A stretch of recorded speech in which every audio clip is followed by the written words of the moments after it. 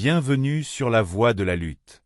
Aujourd'hui, je vous propose une aventure hors du commun, emplie de suspense et de retournements inattendus. Croyez-moi, vous ne voulez pas passer à côté de ça. Elle était tellement sûre d'elle, convaincue que ce garçon adolescent n'était qu'un autre voleur à l'étalage. Mais quand il a appelé sa mère et qu'elle est entrée, le monde entier de la responsable a basculé. Jelen Merritt poussa la porte vitrée de Summit Kick, entrant avec une discrète sensation d'accomplissement. L'air était lourd de l'odeur du cuir frais et des semelles en caoutchouc, et les murs étaient bordés de rayons éclairés et élégants, remplis des dernières sorties de basket. Pendant des mois, il avait attendu ce jour, vérifiant en ligne, lisant des critiques, comparant chaque détail des Nike Zoom X Pro.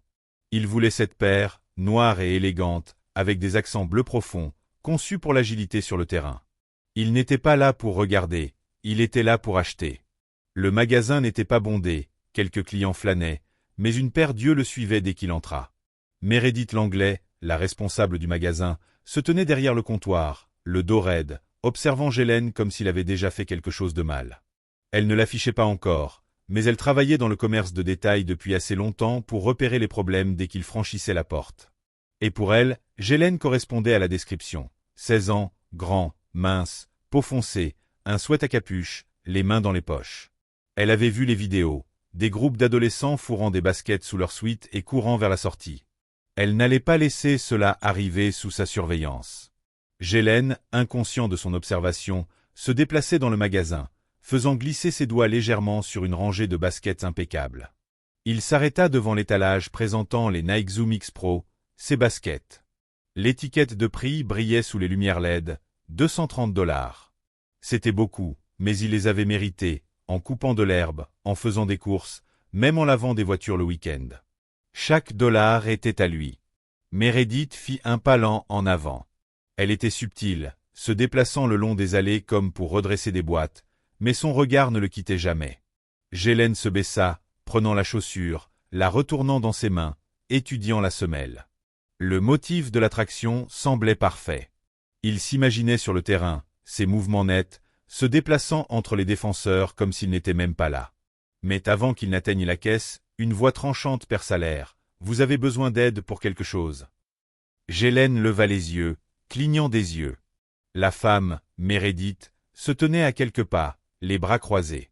Son ton n'était pas celui d'un « Avez-vous besoin d'aide amical ?» mais celui d'un « Je ne vous fais pas confiance ». Il regarda autour de lui. Il y avait d'autres clients, mais elle ne s'adressait qu'à lui. Jelen se redressa, gardant son expression neutre. « Ça va. » Elle ne bougea pas. « Tu es sûr ?» Il y eut une pause, une tension dans l'air. Il la sentit maintenant, le poids de sa méfiance qui pesait sur lui. Pourtant, il refusa de réagir. Il n'avait rien à prouver. Il prit la chaussure, se dirigea calmement vers le comptoir et la posa. Une jeune caissière, peut-être dans la vingtaine, lui fit un signe de tête polie. « Bon choix, vous voulez les essayer ?» Jelen sourit légèrement. « Oui, ce serait super. » La caissière attrapa une boîte et se tourna pour chercher sa taille. Mais avant qu'elle n'ait fait 2 pas, Meredith intervint. « Attendez. » Jelen leva les yeux. La caissière s'arrêta. Meredith s'approcha, ses lèvres se pinçant. « Je veux que vous vidiez vos poches. » Le magasin devint silencieux. Les mains de Jelen, qui étaient posées sur le comptoir, se fermèrent légèrement. Il expira lentement par le nez. « Excusez-moi. » Meredith ne cligna pas des yeux. « Vous m'avez bien entendu, videz vos poches. » Quelques clients tournèrent la tête, quelqu'un se déplaça nerveusement près du mur du fond. La caissière pâlit, mais elle ne dit rien. Jelen sentit la chaleur monter dans sa poitrine. Il était habitué à ce genre de situation. Pas souvent, mais assez pour en reconnaître les signes. Et cette fois, il ne laisserait pas passer. Mais Meredith ne reculait pas non plus. Elle était convaincue de l'avoir pris dans ses filets. Jelen se tenait là, son pouls régulier, mais sa patience se dissipait peu à peu. Il regarda Meredith, puis le nombre croissant de regards posés sur lui. « Tu penses que j'ai volé quelque chose ?» Sa voix n'était pas forte, mais elle portait. Meredith n'hésita pas. « Je dois m'assurer que c'est la politique du magasin. » Jelen laissa échapper un petit rire incrédule. La politique du magasin. Il regarda la caissière. Tu demandes à tout le monde de vider leurs poches.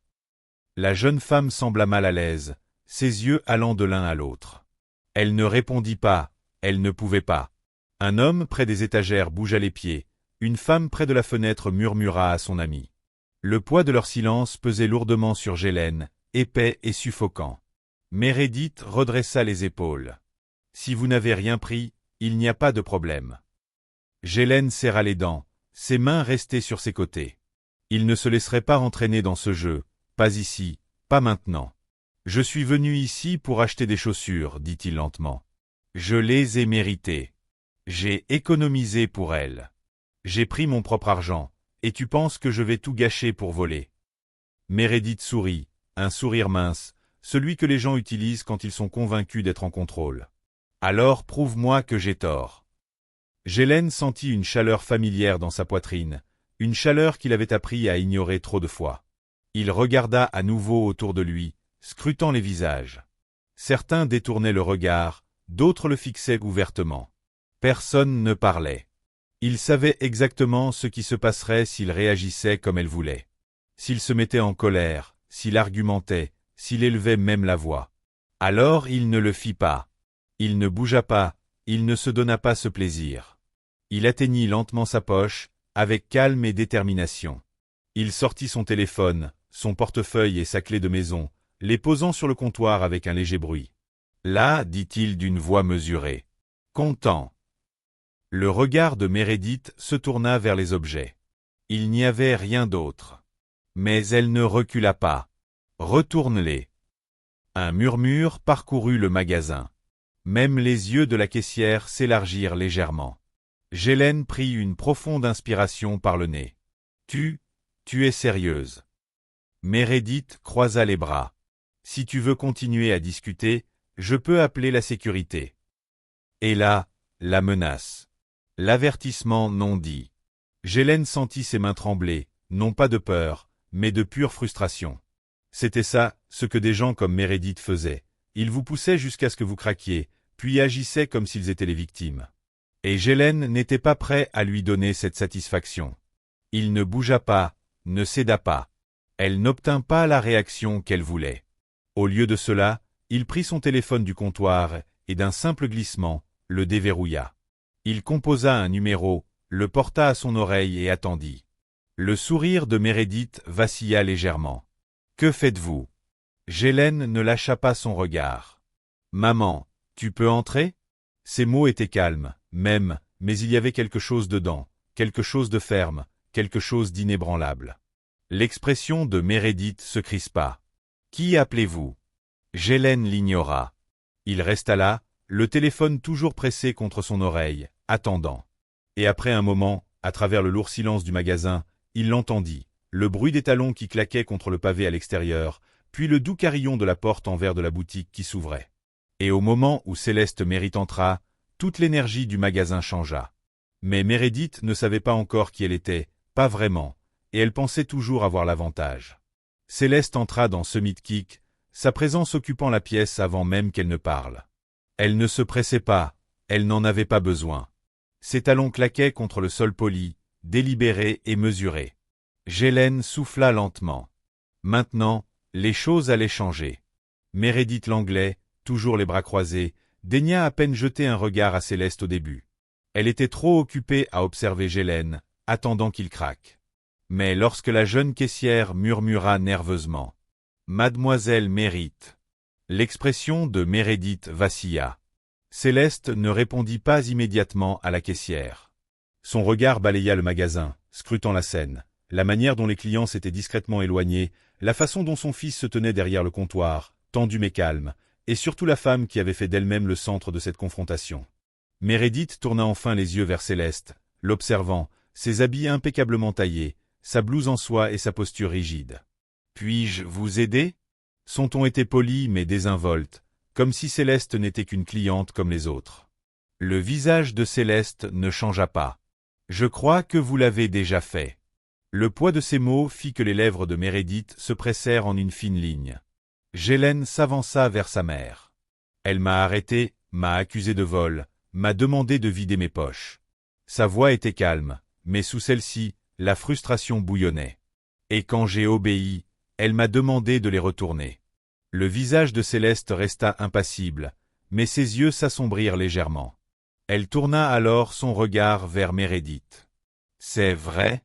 Meredith se redressa soudainement, plus consciente de l'attention qu'elles attiraient. « Nous avons une responsabilité pour prévenir le vol.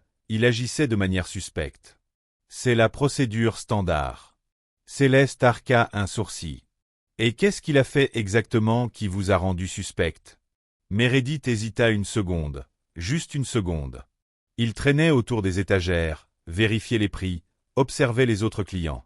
Gélène laissa échapper un rire court. « Ça s'appelle faire du shopping. » Quelques clients murmurèrent en accord.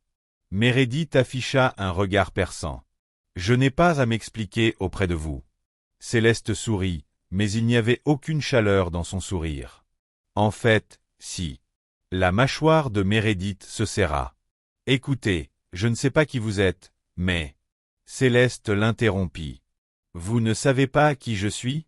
Meredith hésita encore. Cette seconde d'hésitation suffit à semer le doute.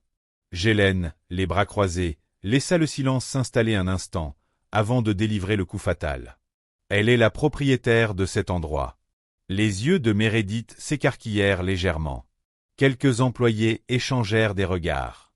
La jeune caissière, toujours figée derrière le comptoir, avait l'air de souhaiter pouvoir disparaître. « C'est impossible, » souffla Meredith, mais sa voix manquait de la confiance qu'elle avait eue plus tôt. Céleste se décala lentement, sortant son porte-carte en cuir de son sac. Elle l'ouvrit et en sortit une carte d'identité avec son nom, et les mots fondatrice et PDG imprimés en lettres noires et nettes.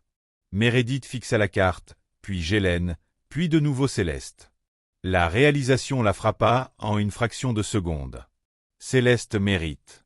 Le même nom imprimé sur toutes les cartes de visite de Summit Kick.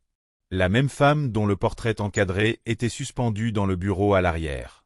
Un bureau que Meredith passait devant chaque jour. Le sang se retira du visage de Meredith.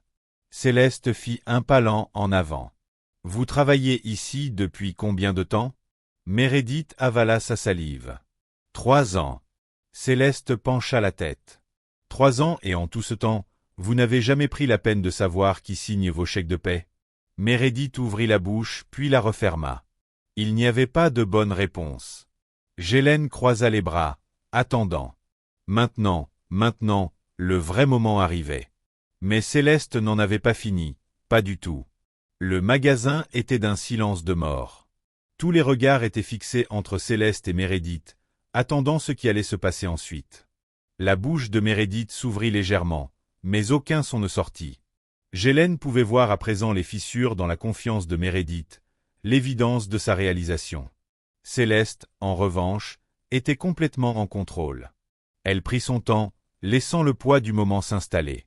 3 ans, répéta-t-elle voix calme et délibérée. Et pendant ces 3 années, combien de fois avez-vous arrêté un client et l'avez-vous accusé de vol? Meredith avala sa salive, ses lèvres se pressant en une ligne fine. Céleste ne la laissa pas s'échapper. « Je vous ai posé une question. » Meredith se força enfin à parler, ne le faisant que lorsque cela était nécessaire. Céleste hocha lentement la tête, comme si elle réfléchissait à la réponse. « Et mon fils, qu'est-ce qui le rendait nécessaire ?» L'air dans le magasin semblait plus lourd. Gélène pouvait voir certains clients se déplacer, certains se rapprochant, d'autres détournant le regard, comme s'ils ne voulaient pas s'impliquer, mais personne ne partit. Meredith se redressa, s'accrochant désespérément au peu d'autorité qui lui restait. Comme je l'ai dit, il agissait de manière suspecte. Céleste inclina légèrement la tête, la question était tranchante, traversant la pièce comme une lame. Meredith hésita, mais seulement un instant. Il regardait autour de lui trop souvent. Gélène laissa échapper un petit rire. Il regardait autour de lui dans un magasin. Céleste ne réagit pas. Elle gardait simplement son regard fixé sur Meredith. Autre chose. Meredith se déplaça, gênée. Il avait les mains dans ses poches.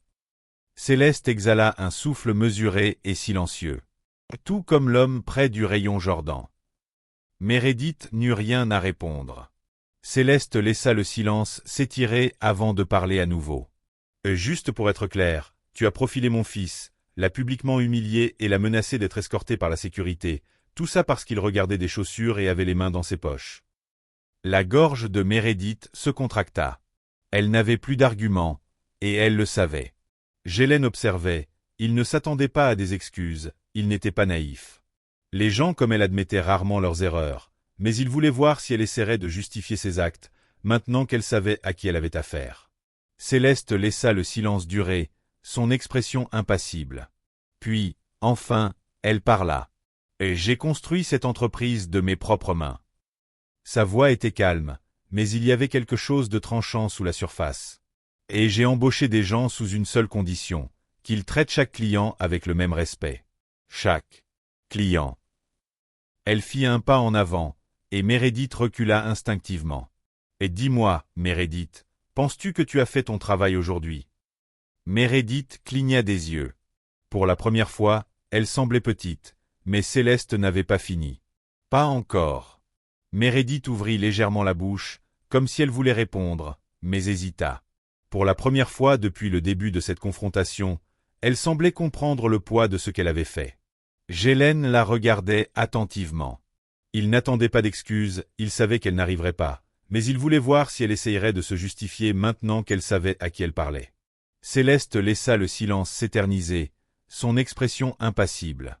Puis, enfin, elle parla à nouveau. « J'ai construit cette entreprise à partir de rien. » Sa voix était calme, mais il y avait une note d'acier. « Et j'ai embauché des gens sous une seule condition, qu'ils traitent chaque client avec respect.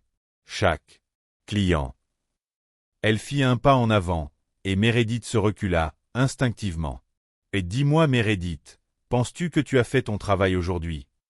Meredith cligna des yeux. Elle paraissait plus petite, comme si le poids de ses actions l'avait enfin frappée. « Et j'ai fait une erreur. » Ghislaine expira silencieusement, presque un rire. C'était tout ce qu'elle pouvait faire? Céleste n'adoucit pas son regard. « Une erreur. » Elle répéta lentement. « Tu sais combien de fois des gens comme toi appellent ça une erreur et passent à autre chose? Tu sais combien d'enfants comme mon fils n'ont pas cette même chance? » Meredith n'eut rien à dire. Céleste se tourna vers la caissière. « Et Tasha, qu'est-ce qu'il devrait arriver à un employé qui humilie publiquement un client payant, sans raison autre que ses propres préjugés ?» Les yeux de Tasha s'écarquillèrent légèrement.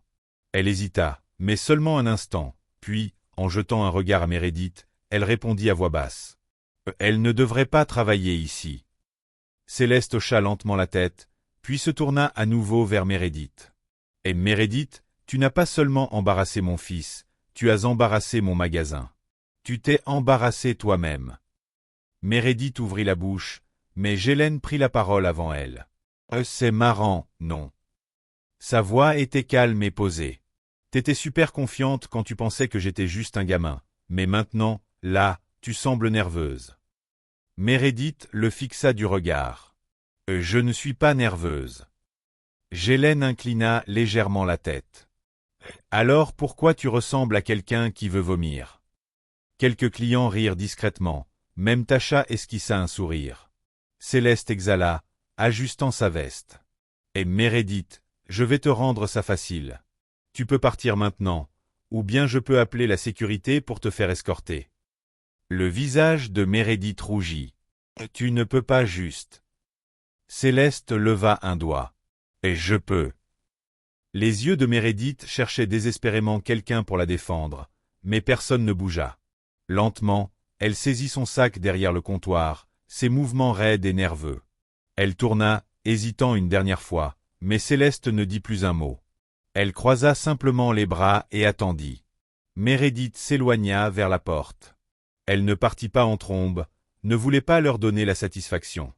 Mais dès qu'elle franchit le seuil du magasin, tout le monde sembla expirer d'un coup. « Et c'était le temps » murmura quelqu'un au fond du magasin.